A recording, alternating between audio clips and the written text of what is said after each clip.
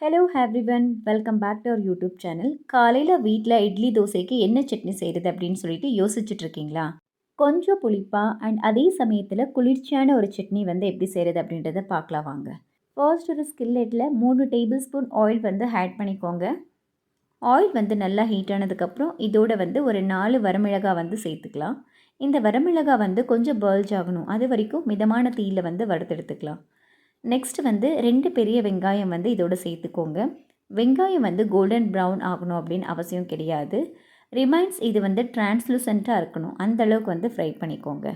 Next வந்து இதோட வந்து ஒரு 2 பெரிய தக்காளியை வந்து நம்ம ஆட் பண்ணிக்கலாம். இந்த தக்காளியோட ஸ்கின் வந்து பீல் ஆஃப் ஆகணும். ஸோ அது வரைக்கும் வந்து நம்ம நல்லா ஃப்ரை பண்ணிக்கலாம்.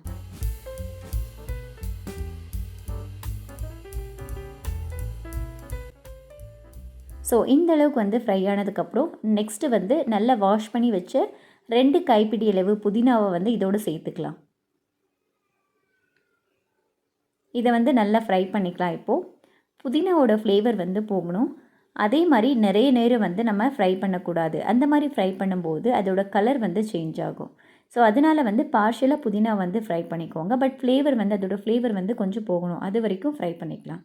ஸோ இப்போ இந்த எல்லா இன்க்ரீடியண்ட்டையும் கொஞ்சம் கூல் பண்ணிவிட்டு நெக்ஸ்ட்டு வந்து நம்ம மிக்ஸி ஜாருக்கு வந்து இதை ட்ரான்ஸ்ஃபர் பண்ணிக்கலாம்.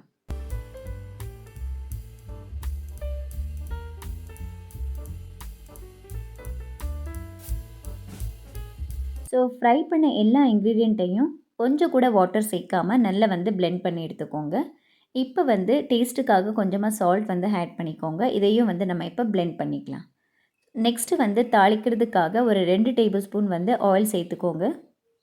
அதுக்கப்புறம் வந்து 1 ஸ்பூன் உளுந்து வந்து நம்ம சேர்த்துக்கலாம். இந்த உளுந்து வந்து கொஞ்சம் ப்ரௌன் கலர் ஆனதுக்கப்புறம் ஆல்ரெடி பிளெண்ட் பண்ணி வச்ச அந்த சட்னியை வந்து நம்ம இதோடு சேர்த்துக்கலாம். சேர்த்துட்டு ஃபைனலி வந்து நம்ம கறி லீவ்ஸ் வந்து ஆட் பண்ணிக்கலாம்.